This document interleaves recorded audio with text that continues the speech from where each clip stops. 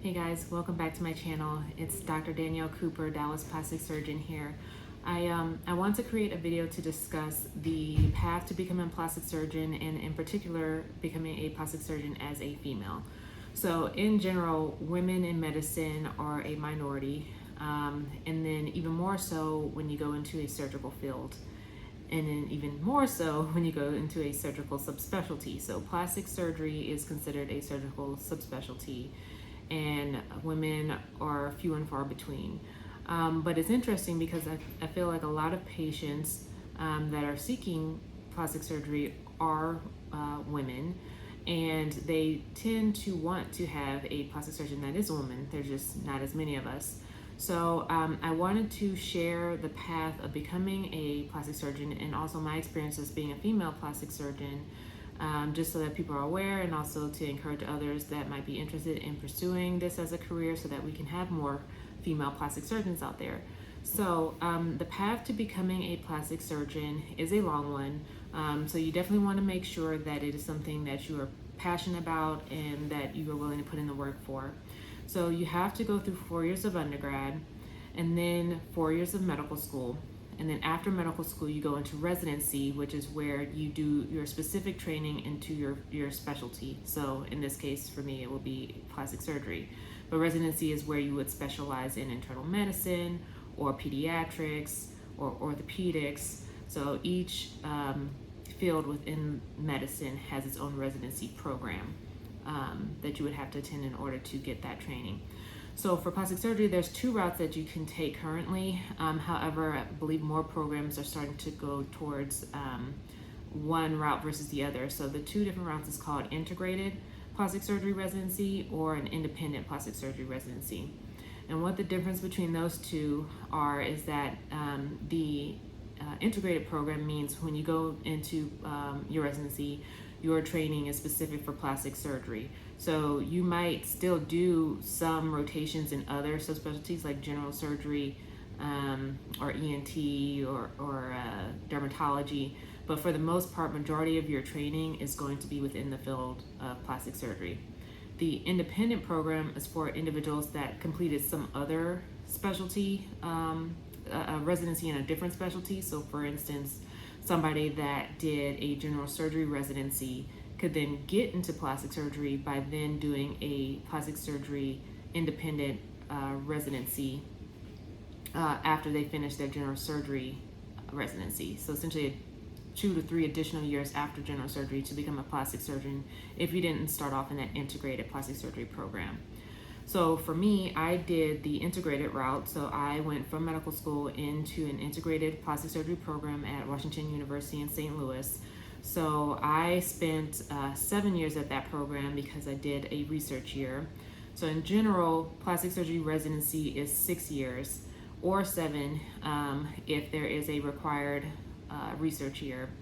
At my program, it was an optional year.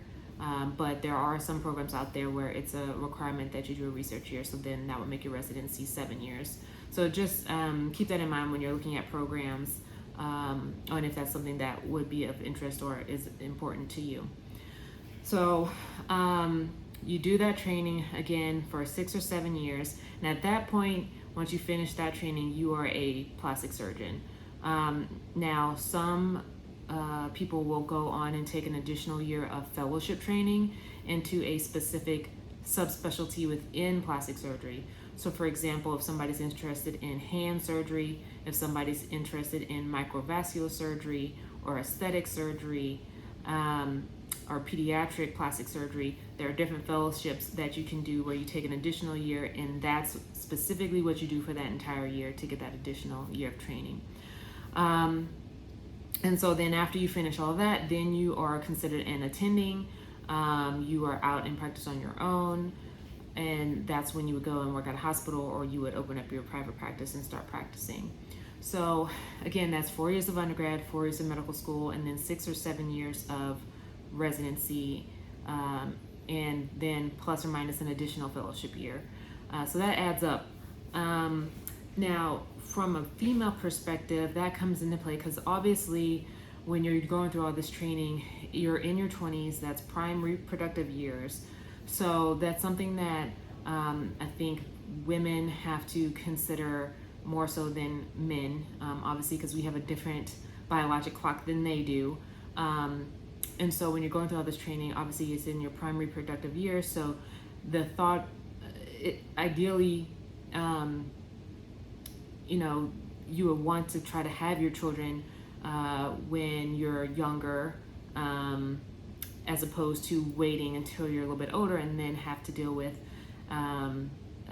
pregnancy at an advanced, what's considered an advanced maternal age, which comes with its own risks.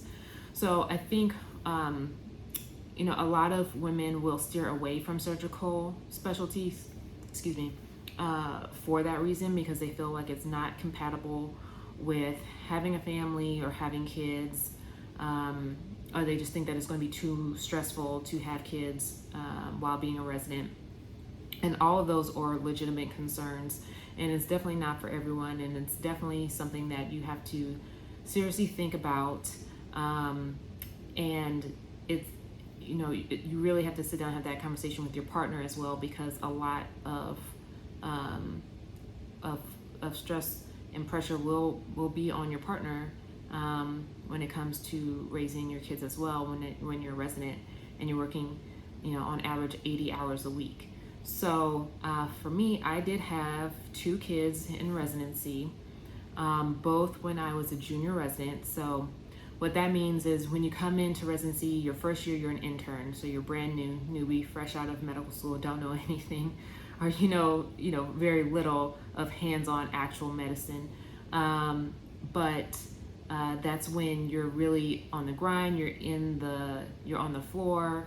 You're in the ER. You're really learning how to manage patients hands-on for the first time as an intern. Those hours are crazy hectic. But for plastic surgery, years 1 through 3 are usually considered junior resident years, where you're doing a lot of your grind work, a lot of the ER work.